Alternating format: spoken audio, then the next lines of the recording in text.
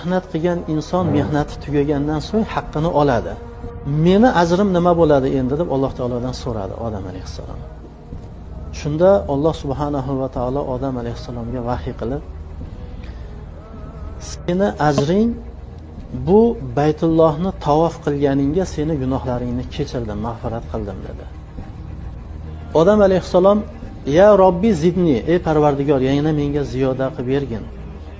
Shunda Alloh taolo yana vahiy qilib, shu seni avlodingdan to davri qiyomatgacha qaysi bir inson kelib Baytullohni tavof qiladigan bo'lsa, ularni ham gunohlarini kechirdim dedi.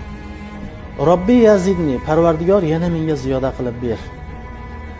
Shunda Alloh taolo aytdiki, to davri qiyomatgacha seni farzandlaringdan qaysi bir inson kelib Baytullohni tavof qiladi